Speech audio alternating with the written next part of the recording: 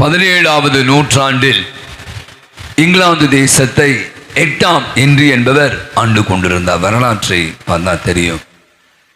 அவர்கிட்ட தாமஸ் மோர் என்பவர் வேந்தராக இருந்தார். சான்சலர் அப்படின்னு சொல்லுவாங்க. ஒரு அரசாங்க எப்படி தலைமைச் செயலர் அப்படின்னு நம்முடைய வச்சிருப்பாங்க பாருங்களேன். நம்முடைய முதல்வர்கள்லாம் தலைமைச் செயலர் அப்படின்னு அவங்களுடைய கன்சல்டேஷன், அவங்களுடைய கையெழுத்து, முக்கியமான விஷயங்கள் டிஸ்கஷன் அப்படிலாம் பண்ணுவாங்க. அப்போ 8ஆம் ஹென்றி அரசராக இருக்கிறார். இங்கிலாந்து தேச புகழோடு இருக்கிறார். அவருடைய வேந்தராக தான் இந்த வேந்தர் நான் சொன்ன தாமஸ் மோர், பிற்காலத்தில் தான் செயின்ட் தாமஸ் மோர் அப்படின்னு சொல்லுவாங்க. இது முதல் வாசகத்தை அடிப்படையிலே அதை பகிர்ந்து கொள்கிறேன். 8ஆம் ஹென்றி புகழோடு இருப்பவர். சில நேரங்களில் பார்த்தீங்கன்னா உங்களுக்கு தெரியும், வரலாற்றை படித்தால் தெரியும், நம்முடைய திரு அவை தான் ஒரே திரு அவை உலகம் முழுவதும் பரவி இருக்கிறது. திரு அவையுடைய சட்டத்திட்டங்களை இன்றளவும் நம்ம எல்லாம் பின்பற்றி ஆகணும். உங்களுக்கு தெரியும், நமக்கான கட்டளைகள்லாம் இருக்குது, ஒவ்வொரு விஷயங்கள் செய்வது. அதுவும் குறிப்பாக திருமணம் அப்படி ஒரு விஷயத்தை பற்றி திரு அவை என்ன சொல்கிறது, ஒருவனுக்கு ஒருத்தி, அது எல்லா இடத்துலையும் இருக்கிறது தான், அது ஒன்றும் புதுசு இல்லை.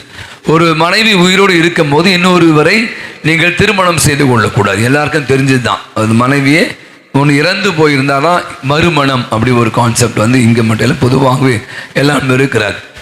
அப்போ 8ஆம் ஹென்றி என்ன செய்கிறார், உயிரோடு இருக்கிற தன்னுடைய மனைவியை விட்டு விட்டு இன்னொருவரை திருமணம் செய்து கொள்ள விரும்புகிறார். இதுக்கு திரு அவை சட்டம் இடம் கொடுக்காது.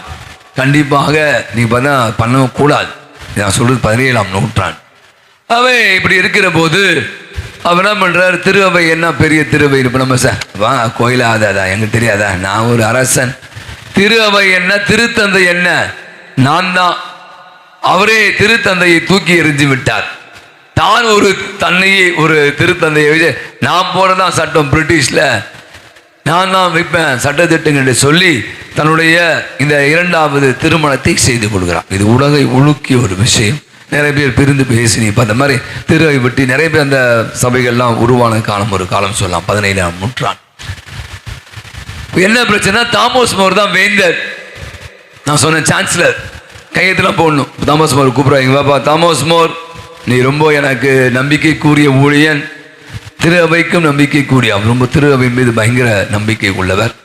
ஆகவே வேற உனக்கு தெரியும், நான் இப்போ 2வது திருமணம் செஞ்சுட்டேன், திரு அவையை நான் மதிக்க போகிறதில்ல, திருச்சபையெல்லாம் எனக்கு தேவையில்லை, நீ என்ன பண்ணுற, ஒழுங்கா இந்த கையெழுத்து போட்டு நான் செய்வது சரி என்று எனக்கு நீ உத்தரவாதம் கொடுக்கணும் அப்படின்னு சொல்கிறார்.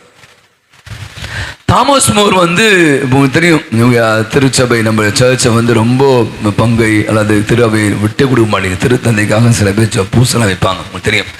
அப்படி லவ் பண்ணுறவங்க நிறைய பேர் இருப்பீங்க, பழமை ரொம்ப பழைய ஆளுக்கெல்லாம். அப்போ சொல்றார், நான் திரு அவையை அதிகமாக அன்பு செய்பவன், திருத்தந்தை அதிக மேல அன்பு செய்பவன்.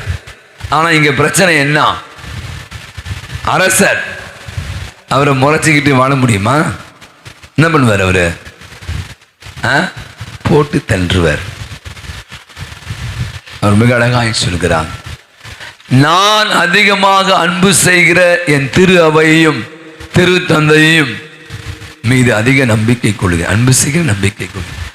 அதனால் நீங்கள் செய்வது அத்தனை தவறான காரியங்களுக்கும் என்னால் உடன் ஒத்துழைக்க முடியாது என்று சொல்கிறார். அதன் பின்னாடி பார்த்தீங்கன்னா நிறைய பிரச்சனைகள். அதன் பிற்பாடு அவர் கொலை செய்யப்படுகிறார். அவர் பின்னாடி பார்த்தீங்கன்னா பல ஆண்டுகள் கழித்த பிற்பாடு பொது நிலையினருடைய, அவர் சாமியார்லாம் இல்லை, சாதாரண ஒரு ஆள் தான், பொது நிலையினுடைய பாதுகாவலர் தாமஸ் மோர் என்று அழைக்கப்படுகிற ஜூன் மாதத்தில் அவருடைய விழாவை கொண்டாடுவான். இன்று நாம் கேட்ட இந்த 3 மாசங்களை பற்றி நான் யோசித்து கொண்டிருந்தேன். இன்னைக்கு நாம் கேட்ட முதல் வாசகம் இங்க அது ரொம்ப அழகான ஒரு விஷயம். பார்த்தீங்கன்னா ஜோஷுவா மக்களை கூட்டிக் கொண்டு செல்கிறார். இதே பிரச்சனை தான், யாருக்கு ஊழியம் செய்வது, அவர் சொல்ற இங்கு யாருக்கு ஊழியம் செய்வார்கள் என்பதை நீங்களே இப்போது முடிவு செய்யுங்க. ரொம்ப அழகான விஷயம். அப்போ அவர் சொல்றார், நானும் என் வீட்டாரும் ஆண்டவருக்கே ஊழியம் செய்வோம். ரொம்ப அழகான ஒரு வசனத்தை நம்ம தியானிக்கலாம். நானும் என் வீட்டாரும் ஆண்டவருக்கே ஊழியம் செய்வோம். தொடர்ந்து நீங்க வாசி அப்படின்னா இஸ்ராயல் மக்களை உங்களுக்கு தெரியும், நான் பல முறை சொன்ன மாதிரி அவருடைய இஸ்ராயல் மக்களை கடவுள் இந்த எகிப்திலிருந்து கூட்டி கொண்டு வருகிறார். அப்படி வந்த மக்கள் தான் தொடர்ந்து வாசித்து அவர்கள் என்ன பண்றாங்க, பிற தெய்வங்களை வழிபட ஆரம்பிக்கிறாங்க. அப்படியே யோசிச்சு பாருங்க, ஃபெய்த்ஃபுல் டு காட் அப்படி வச்சுக்கலாம். Faithful to God, faithful to church, faithful to one another வச்சுக்கலாம். முதல்ல பார்த்தீங்கன்னா ஃபெய்த்ஃபுல் டு த சர்ச். இங்க நம்ம பார்க்க மாதிரி அவர் கடவுளுக்கு உண்மையா இருந்தார். நான் சொன்ன தாமஸ் மோர் என்பவர் அந்த திரு அவைக்கு உண்மையா இருந்தார், திரு அவையை நேசித்தார். அங்கே கூட காசு வாங்கிட்டு ஐயோ அரசன் என்ன பண்ணிடுமா அப்படி என்று சொல்லி அவர் கூட கையெழுத்து போட்டு கொடுத்துருக்கலாம். ஆனால் பார்த்தீங்கன்னா 8ஆம் ஹென்றி அரசன், பெரிய அரசன், பெரிய ஆள், அவன் செய்வது தவறு என்று தெரிந்து அவன் திரு அவைக்கு எதிராக செல்கிறான் தெரிந்த பிற்பாடு கூட அவனுக்கு ஒத்துழைக்கவில்லை. மாறாக நியாயத்துக்கு நீதிக்கு கடன்பட்டான். அவருடைய விளைவு நீங்க பார்த்தீங்கன்னா சொன்ன மாதிரி அவர் ரத்தம் சிந்தி அவர் ஆண்டவருக்கு சான்று பகர்ந்தான். இன்னைக்கு என்னுடைய ஒரு முதல் செய்தி, இப்போ நம்ம வாழ்கிற இந்த காலத்தில் நம்ம எல்லாம் அந்த சபை நம்ம எல்லாம் இங்கே பார்த்தீங்கன்னா புற்றீசல் போல், நான் குறை சொல்லவில்லை, புற்றீசல் போல் ஆங்காங்கு சபைகள் தொடங்கிட்டே இருக்காங்க. நேற்று தந்தைகளோடு பேசி கொண்டு இருந்தேன். இப்போ பழக்கமாக பார்த்தீங்கன்னா இப்போ நிறைய ட்ரெண்டிங், நிறைய விஷயம் இப்போ குழந்தைகளை வளர்ப்பது எப்படி, அல்லது நிறைய யோகா கிளாஸு என்று பல வகுப்புகளை இன்னைக்கு நீங்கள் சோஷியல் மீடியாவில் போடுறாங்க. நிறைய பேர் அந்த course alcoholic addiction, alcoholic anonymous மறுவாழ்வு மையங்கள் நிற்குவான். இவங்களாம் யாரும் பார்த்தீங்கன்னா அந்த குடியில் குடிச்சு ரொம்ப பண்ணவங்க. புதுசாக அவங்களே ஆங்காங்கே அப்போ ஃபாதர் சொல்லிட்டு அவர் இந்த மறுவாழ்வு மையத்தில் நடத்தி கொண்டு, அப்போ தான் எங்ககிட்ட இந்த ஒரு தங்கி இந்த குடிப்பழத்து அடிமையானவர்கள், நோய்வாய்ப்பட்டவர்கள், அதுக்கு வெளியே போன பிற்பாடு 30,000 25,000 21 நாளில் குடிப்பழத்தை விட்டுடலாம் அப்படி என்று சொல்லி அவங்க என்ன பண்ணுறாங்க, புதுசாக அவங்களே ஒரு விதமான ஒரு பிஸ்னஸ் அப்படி என்று அவன் சொல்லி கொண்டு இருந்தான். நீங்கள் எனக்கு கூட ஒரு சந்தேகம், திரு அவை எங்களுக்கு தியானம் கொடுத்த அழகான சந்தை சொன்னார். எல்லாத்துக்கும் ஒரு ஃபவுண்டர் இருப்பார், பார்ப்பீங்க. ஃபவுண்டர் இது யாருப்பா தொடங்கினா, சத்குரு தொடங்கினாருங்க. அது யார் தொடங்கினா, அவர் தொடங்கினாருங்க. ஃபவுண்டர். இந்த ஒரு ரோமன் கத்தோலிக்க திருச்சபைக்கு ஃபவுண்டரே இல்லை, ஏன்னா கடவுளே தான் ஃபவுண்டர். ஆனால் நீங்கள் பார்த்தீங்கன்னா இதுக்கு பின்னாடி எத்தனை சபைகள். அப்போ இன்னைக்கு ஒரு கேள்விதான், இன்னைக்கு நிறைய பேர் சொன்னான், நான் அந்த சபைக்கு போகிறேன், நான் இந்த பாஸ்டர் போகிறேன், நான் ஜீசஸ் கால்ஸ் போகிறேன். அப்போ இன்னைக்கு ஒரு கேள்வி, இங்கே பார்த்தீங்கன்னா தாமஸ் மோர் விடுக்கிற அழைப்பு, அந்த ஒரு திரு அவை மீது கொண்ட அன்பு, அந்த திரு அவையை நேசித்த பல குறைகள் இருக்கு. பல திருவையுடைய வரலாற்று பார்த்தீங்கன்னா பல குறைகள் உள்ள ஒரு திருவை தான் நம்முடைய ரோமன் கத்தோலிக்க திருச்சபை. ஆனால் இந்த திரு அவை இன்றளவு 2000 ஆண்டுகள் கழித்தும் அழியாமல் இருப்பதற்கு காரணம் என்னன்னா, இந்த திரு அவையை நேசித்தவர்கள் தாங்க இன்னைக்கு புனிதர்களாக மாறணும். இந்த திரு அவையை நேசித்து தான் இன்னைக்கு நிறைய பேர் தன்னுடைய உயிரை கடவுளுக்காக கொடுத்துருக்காங்க. அப்போ இன்னைக்கு முதல் செய்தி, இப்போ நம்ம எல்லாம் திருமுழுக்கின் வழியாக நாம் என்ன பண்ணுறோம், இயேசுவை ஆண்டவரை அல்லது நம்ம ரோமன் கத்தோலிக்க திரு அவையை, இந்த திரு அவையில் நான் இருப்பதில் மிகுந்த பெருமைப்படும். அப்போ இன்னைக்கு முதல் கேள்வி, இந்த திரு அவைக்கு எத்தகைய ஒரு ஃபெய்த்ஃபுல், எத்தனை நம்பிக்கைக்குரியவளாக, எந்த அளவுக்கு நேசிக்கிறோம் என்பதை இன்னைக்கு நாம் அனைவருமே சிந்திக்க வேண்டிய ஒன்றாக இருக்கிறது. ஆனால் இன்னைக்கு ரெண்டாவது விஷயம் தொடர்ந்து முடிவு பண்ணல. நான் சொன்ன முதல்ல திரு அவை, ரெண்டாவது அழகாக பவுலடிகளாக சொல்றார், கணவன் மனைவி. இதை பற்றி நிறைய கேள்விப்பட்டோம். கணவன் மனைவி ஒவ்வொருவரிடம் இருக்கிற நேசிப்பு அல்லது ஒரு பிரமாணிக்கம், அந்த நம்பிக்கை. இன்னைக்கு நம்ம வாழ்கிற காலத்தில் பார்த்தீங்கன்னா இது ரொம்ப இதுவும் புற்றுசல் மாதிரி ஆயிடுச்சு. பார்க்குறவங்க எல்லாம் லவ் பண்ணும். அவன் அழகாக இருக்கான், அவன் வசதியாக இருக்கான், வெள்ளையாக இருக்கான், இவன் ஸ்மார்ட்டாக இருக்கான், பீம் பாயாக இருக்கான். ஃபாதர் சொன்ன வெளிநாடுகள்லாம் போனீங்கன்னா நம்ம மாதிரி ஏஷியன்ஸ், அதாவது நம்ம மாதிரி இருக்கிற இந்தியன்ஸை ஒரு பொருட்டாக பார்க்கணும். ஏன் சொல்லி நம்ம ஃபிசிக்கலாக நம்ம ஒன்றும் அவ்வளோ ஸ்மார்ட்டாக இருக்க முடியும். ஆனால் அவங்க பார்த்தோம் பீம் பாய் மாதிரி அவ்வளோ ஸ்மார்ட்டாக அப்படி கொஞ்சம் வேணால் அந்த பெண்கள் விரும்புவாங்க, ரொம்ப லைக்கிங் இருக்கும் அப்படின்னு பேசி கொண்டு ஆமாங்க யோசிச்சு கொண்டு இருந்தேன். அது வெறுமனே உடல் வாகை வைத்து மட்டும் லவ் பண்ண இருந்துருவீங்களா? இப்போ ஒரு பொண்ணு அழகாக இருக்குது, எத்தனை பேர் அழகாக இருக்காங்க, ஒரு வாரம் குப்பை கொட்ட முடியலையே, அதுக்குள்ளே நிறைய பிரச்சனைகள், அதுக்குள்ளே நிறைய பிரிவுகள், டிவோர்ஸ் வாங்கிட்டு போயிட்டு இருக்கான். அவங்கள்ட்ட நிறைய சொத்து வச்சுருக்கான், அதை வச்சுக்க இதை வச்சுக்கான், வேலைக்கே அவளையே. அப்போ நான் இங்கே பார்க்குற ரொம்ப அழகாக பவுலடிகளா சொல்கிறேன், அந்த பிரமாணிக்கம், ஃபெய்த்ஃபுல்னஸ் டு ஒன் அனதர். கணவன் மனைவி ஒருவருக்கு அவங்க உண்மையாக இருக்காங்க, அவங்க நேசிக்கிறாங்க, அவங்க அன்பு. அவன் கருப்பாக இருக்கான், குண்டாக இருக்கான், வெள்ளையாக இருக்கான், சப்பையாக இருக்கான், வேலைக்கு ஆகாமல் இருக்காரு இல்லையே, அவங்களுக்குள்ள இருக்கிற அந்த அன்பு உறவு, அந்த நேசிப்பு, அவங்க ஏன் கிட்ட கணவர் ஏன் பொண்டாட்டி என்ற அந்த நேசிப்பு, அந்த ஒற்றுமை தான் நீ பண்ணலாம். இன்னைக்கு இத்தனை குடும்பங்களில் பிள்ளைகளுக்கு எல்லாம் மிகப்பெரிய ஒரு முன் உதாரணம் நான் சொல்வேன். நிறைய நேரங்கள் நான் பார்த்துருக்கேன். அப்பா அம்மா நீங்க வாழ்ற அந்த வாழ்க்கை, கணவன் மனைவி நீங்க வாழ்ற அந்த ஒன்றிப்பு, உங்களுடைய நேசிப்பு விட்டு கொடுக்காம தான் இன்னைக்கு ரொம்ப அழகாக பவுலியார் சொல்ற அந்த faithfulness to wife, faithful to husband, அல்லது இந்த பிரமாணிக்கம் வந்து தான் என்ன ஆகுது, திரு அவையை அழகாக சொல்ற மிஸ்டிக்கல் பாடி அப்படின்னு சொல்லுவாங்க. திரு அவை வந்து ஒரு கடவுளுடைய உடலாக பாவித்து கணவன் மனைவி இருவருமாக ஒன்றித்து இருக்கிற போது ஏற்படுகிற சந்தோஷம். அப்போ இன்னைக்கு நான் யோசிச்சு பார்க்குறேன், இது எப்போ குறையுது? நீங்கள் அதிகமாக சொன்ன மாதிரி முதல் மாதிரி என் மேலே உனக்கு அன்பு இல்லை, முதல்ல என் கூடவே இருந்து எனக்கு மெசேஜ் அனுப்புவேன், எனக்கு ஒன்றா கேட்பேன், சாப்பிட்டியா கேட்பேன், போனியா போக்க வந்தியா கேட்பேன், சூகுனியா கேட்பேன், இப்போ என்னை நீ கண்டிக்கவே மாட்டேன், எனக்கு வேற எங்கேயோ போயிடுச்சு உன் மைண்டு, உன் ஆள் நீ முதல் மாதிரி இல்லை, இப்படி எல்லாம் இன்னைக்கு நிறைய பேர் பேசுகிறாங்க பாருங்களேன். அப்போ இந்த பிரமாணிக்கு என்ன ஆகுது, அப்படியே டைவர்ட் ஆகுது. வாங்க நான் பொன்னாடி விட்டு இன்னொருத்த பார்க்கலாம், இன்னொருத்தி பாரு அவன் என்ன பொண்ணு என்ன பண்ற, அவனை பாரு இவனை பாரு, புருஷனை விட்டு வேற யாரோ பார்க்கும்போது என்ன ஆகுறது, தவறாக சொல்லவில்லை, மாறாக அந்த பிரமாணிக்கும் என் கணவனுக்கு நான் உண்மையா இருக்கேங்க, என் புருஷனுக்கு நான் உண்மையா இருக்கேங்க, என் பொண்டாட்டிக்கு நான் உண்மையா இருக்கேன் என்று சொல்லக்கூடிய அந்த நேசிப்பு தான் நான் சொன்ன தாமஸ் போல். அங்கே வந்து சமரசம் செய்து கொண்டு இருக்கலாம், அரசன் என்று பயந்து இருக்கலாம், அவன்கிட்ட என்ன பம்பு, ஏங்க கையெத்தனை போட்டு ஊற்ற போங்க நம்ம எப்படின்னா போகலாம், அப்படி வாழக்கூடிய ஒரு இன்னைக்கு உலகத்தில் வாழ்ந்து கொண்டு இருக்கிறோம். இன்னைக்கு அப்படிப்பட்ட இந்த என்ன சொல்லுவீங்க சமரசம், காம்ப்ரமைஸ் உள்ள ஒரு உலகில் எத்தனை பேர் உண்மையாக நேர்மையாக அன்பு இன்னைக்கு கேட்ட இந்த இரண்டாவது வாசம், இதே தான் நான் மூணாவது வாசம் கொண்டு வர ஆசைப்படுகிறேன். இயேசுவோடு வாழ்ந்தவர்கள், இயேசுவோடு உண்டு குடித்தவர்கள், 5 அப்பங்களை 2 மீன்களை வயிறார உண்டவர்கள். இயேசு சொல்ற நீங்க எல்லாம் எனக்கு தெரிய, சும்மா எனக்கு தெரியா, நீங்களாம் உண்மையெல்லாம் தெரியல, எல்லாம் வயிறார சாப்பிடல. இனி பாருங்களேன், என் தாசை என் உணவு தொடர்ந்து 4 வாரம் இனியோடு முடியுது. 4 வாரங்களாக நம்ம வந்து யோவான் நற்செய்தி 6ஆம் அதிகாரத்தை வாசிக்க கேட்டோம். இங்க பாருங்களேன், ஏன் சொல்றார், ரொம்ப அழகாக சொல்றார். இவரை கேட்டோன்னே என் தாசை என் உணவை ரத்தம் சொல்றாருல, சொன்னோன்னே கேட்டோன்னே இது ஏற்றுக்கொள்வது மிக கடினம், இதெல்லாம் வேலைக்கு ஆகுமா அப்படின்னு நம்ம இன்னைக்கு கேட்ட பாவ மன்னிப்பு மாதிரி முணுமுணுக்கிறார்கள். இயேசுவை அவங்க வந்து வெறுமனே ஒரு மிராக்கல் ஒர்க்கர்ஸ், புதுமைகளினுடைய புனிதராக தான் அவரை பார்த்தாங்க, மனிதராக தான் பார்த்தாங்க. அப்படியே இயேசுவை உண்மையாக அவங்க நேசிச்சாங்களா, இயேசுவை உண்மையாக அன்பு செஞ்சாங்களா? இல்லவே இல்லை. அதுக்கு காரணம் என்ன பார்த்தீங்கன்னா, அவரை நம்பவே இல்லை. அவங்க தான் என்ன பண்ண வசனம் அழகாய் சொல்கிறது, அவர்கள் அவரை விட்டு விலகினார்கள், அவரோடு அவர்கள் சேர்ந்து செல்லவில்லை. நீ நிறைய விஷயங்கள் பார்க்கணும். எனக்கு சில நேரம் சிரிப்பாக தான் இருக்கும்.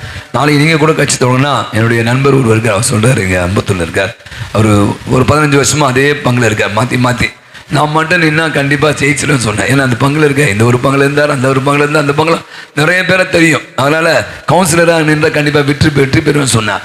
இன்னைக்கு மனிதர்கள் எப்படி இருக்காங்க, நீ பாருங்களேன், அரசியல்வாதி கொடுக்குற வாக்குறுதிக்கு இந்த காலத்தில் எல்லாம் வாழ்க்கை டிஎம்கே, அப்புறம் ஏடிஎம்கே, அது ஏடிஎம்கே ஒன்றும் இல்லைப்பா, அப்போ காங்கிரஸ், வேற யார் வேணா கட்சி தொடங்கலாம், எல்லாருக்கும் இது கொடுத்தா போதும். ஒரு கொள்கை பிடிப்பு இல்லை, ஒரு ஃபெய்த்ஃபுல்னஸ். ஏன் கட்சி சில பேர் நான்லாம் வந்து கலைஞர் ஆளுங்க, நான்லாம் வந்து எம்ஜிஆர் ஆளுங்க, நான்லாம் ஜெயலலிதா ஆளுங்க, நான் வந்து இந்த காங்கிரஸ் பல பேர் சொன்ன ஒரு காலம் மாதிரி வேலையா பாருங்க, யாரு காசு தரான் வந்தாங்க ஆளு அப்படி என்று இந்த மனிதர்களுடைய முகங்கள் எப்படி மாறிடுவது பாருங்க. இன்னைக்கு ரொம்ப அழகாக நற்செய்தி மிக தெளிவாக சொல்றார், கூடவே இருந்தவங்க, கூடவே சாப்பிட்டவங்க எங்க போறாங்க, நீங்களும் போய்விட நினைக்கிறீர்களா? அப்பதான் ஆண்டவர் சொல்றேன், இப்போ பேதுரு சொல்ற, ஆண்டவர் நாங்கள் யாரிடம் போவோம், வாழ்வதரும் வார்த்தைகள் உம்மிடம் தான் உள்ளன. அப்போ இன்னைக்கு நான் யோசிச்சு 3ஐயும் கூட்டி கடித்து பார்க்கும்போது 3 விதமான விஷயங்கள் எனக்கு தெரிகிறது. எப்படியான மனிதர்கள் நீங்க மத்தியில் இருக்கிறாங்க. தண்ணீர் மீது கோடு வரைதல். தண்ணீர் மீதுல கோடு வரைய முடியுமா? போடுங்க, சும்மா தண்ணி மாதிரி வச்சுட்டு ஏதாவது கோலமாவை போடுங்க. அப்படி போட்ட ஒரு நொடியிலையோ 2 நொடியிலையோ அந்த கோலமாவை அந்த கோடியை வந்து அழிந்து போயிடும். இன்னைக்கு நிறைய பேர் பாருங்க, நிறைய விஷயம் இன்னைக்கு நம்ம வாழ்வில் பல விஷயங்கள். இன்னைக்கு இது வயநாடை பற்றி பேசும், எல்லாம் வயநாடு மறந்தாச்சு, அடுத்த ஏதாவது வரும், அந்த வரைக்கும் வெயிட் பண்ணி இருப்போம். நமக்கு நாட்கள் ஓடிக்கூடிய திருவிழாக்கள் போயிட்டே இருப்போம், சாப்பிடுவோம். இது வந்து என்னன்னா அவரோட பழகி போன விஷயம். நிறைய நேரங்கள் நம்ம கொடுக்குற வாக்குறுதிகளை நாம் வந்து பின்பற்றுவதே இல்லை. நிறைய நேரங்கள் நம்முடைய வாழ்வில் பண்ண பிரமாணிக்கமின்மை வந்து அதிகமாகி கொண்டு இருக்கிறது. சும்மா வாயில உதாறு, வாயில வட சொல்லுவான், இருந்தாலும் சும்மா சொல்லிட்டு போயில நான் பார்த்துக்கிறேன், நான் செஞ்சிடறேன், தண்ணியில் போடுற கோடு மாதிரி தான் இன்னைக்கு நிறைய பேருடைய வாக்குறுதிகளும் வாழ்வும் இருந்து கொண்டு இருக்கிறார். 2வது விதமான மனிதர்களை நான் பார்க்கிறேன். இவங்க வந்து மணல் மீது கோடு போடுவார்கள். நீங்க பாருங்க, இந்த பீச் பக்கம்லாம் போனீங்கன்னா இப்போ கோடு போடுங்களேன், அது வந்து அந்த காற்று அடிக்கும். சில நேரங்கள் அந்த மண் கோடு போட்டுல அந்த மண் மேலே அப்படியே மேலே பரவும். சில பேருடைய கால் தடயங்கள் அப்படிதான் இருக்கும், நீங்க பார்த்துருப்பீங்க. இவர்கள் எப்படிப்பட்டவர்களோ இன்னைக்கு நம்ம கேட்ட வசனம் போலதான் அந்த மக்கள் எங்க எல்லாம் வேறு கடவுளை பின்பற்று. ஆனா நாங்கள் வசனம் மிக அழகாய் சொல்ல நான் வாசிக்கிறேன். இன்னைக்கு முதல் வாசகத்துல ரொம்ப அழகாய் மிக அழகாய் வாசிக்கிறோம். சொல்றாரு பாருங்க, நாங்கள் ஆண்டவருக்கு ஊழியம் புரிவோம் ஏனெனில் அவரே எங்கள் கடவுள். நாங்கள் ஆண்டவருக்கு ஊழியம் புரிவோம், அவரே எங்கள் கடவுள். அப்படி சொன்னவங்க தான் என்ன கொஞ்ச நேரம் தான் அது உதாவது காத்து நினைச்சு யாரும் நடந்து போனால் அந்த நான் போட்ட அந்த மணல் மெட்டு போட்ட கோடு வந்து இருந்தும் இல்லாமல் இருப்பது போல காணாமல் போய்விடுகிறது. நீங்களாம் அந்த மகாபலிபுரம்லாம் இப்போ யாரும் போகிறதில்லை. ஒரு காலத்தை பார்த்தீங்கன்னா பெரிய பெரிய மலைகள் இருக்கும், அங்கே போய் எல்லாரும் கல்லில் பேர்லாம் எழுதுவாங்க. இப்போ லவ்லாம் பண்ணுறேன் போடுறான், கல்லில் அடிப்பாங்க. நீங்கள் அடித்து போட்டு பாருங்களேன், சும்மா எழுதி வருவாங்க பசங்க, பேர்லாம் எழுதுவாங்க, ஊர்லாம் எழுதுவாங்க. பெரிய பெரிய இந்த மாதிரி கேரளாலாம் போனீங்கன்னா பார்த்தா அவங்க எங்கேருந்துங்க அந்த கல்லில் எழுதுவாங்க பாருங்கள், கல் பெரிய பெரிய பாறைகளில். பல ஆண்டுகள் ஆகியும் பல நாட்கள் ஆகியும் பல மலைகள் பெய்த போது கூட நம்ம அந்த எழுதின அந்த கல்மில்ல பாறை மீது எழுதிய கோடோ அல்லது எழுதிய விஷயங்களோ மறைந்து போவதற்கு ரொம்ப ரொம்ப ரொம்ப டைம் ஆகும். இங்கே ரொம்ப அழகான விஷயம் நான் யோசித்து பார்த்தேன். இன்னைக்கு நம்முடைய வாழ்வில் கூட நாம் இன்னைக்கு எப்படி இதோ இன்னைக்கு நானும் என் மீடும் என் வீட்டாரும் ஆண்டவருக்கே ஊழியம் புரிவோம்.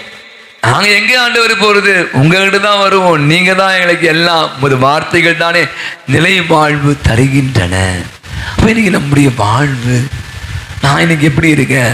மற்றவங்கள மாதிரி தான் இருந்ததுலனா சும்மா வாயிலே பல சுட்டு வாக்குறுதி கொடுத்து அந்த கோடு மாதிரி தள்ள போகிற கோடு மாதிரியும் அல்லது மணலில் போகிற மாதிரி கோடு மாதிரி இல்லை, பாறையின் மீது போடுகிற எழுத்து போல அழியாமல் வாழணும். இங்கதான் நான் மீண்டும் சொல்ல ஆசைப்படுகிறேன். நம்முடைய அந்த ஆர்மேனிய நாட்டில் பல ஆண்டுகளுக்கு முன்பாக நடந்த ஒரு நிகழ்வு அதே மாதிரிதான்.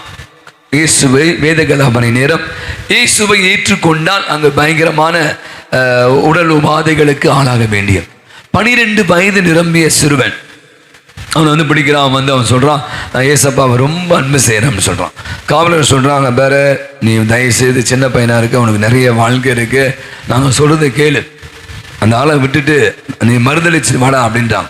அவன் சொல்கிறான் அதெல்லாம் முடியாது. அப்போ அவன் சொல்கிறான், பேர் நாங்கள் கோபத்தை அதிகம் ஏற்படுத்துகிற நடந்த நிகழ்ச்சி, ஒரு கையை வெட்டிட்டு வேண்டாம் வெட்டு அப்படின்னு சொல்கிறான். 12 வயசு பையன். அதான் வாசிக்கும் போது ரொம்ப பயமாக இருக்கு, நம்மளாம் எங்கே நிற்கிறோம். அவன் சொல்கிறான், பேர் இப்போ கூட சொல்கிறேன் தப்பிச்சு ஒரு கையோடு போயிடு, ஒரு கை இருக்குல்ல போயிடுன்றான். அவன் சொல்கிறான், நீ இன்னொரு கையை வெட்டினான் இன்னொரு கையை வெட்டிடுவேன்றான். இன்னொரு கையை வெட்டினாலும் பரவாயில்ல, 2 கையும் இழந்து போகிறான். இயேசுவை மறுதளிக்க ஆர்மேனிய நாட்டில் நடந்த நிகழ்வு. அவன் தலை வெட்டுண்டு அந்த பிள்ளை வந்து ரத்த சாட்சியாய் மறைத்து போனான். நான் இன்னைக்கு யோசிச்சு பாருப்பேன், அந்த ஒரு 12 வயது பையன் இதை இயேசு என்ன பெருசா பார்த்துருப்பாங்க?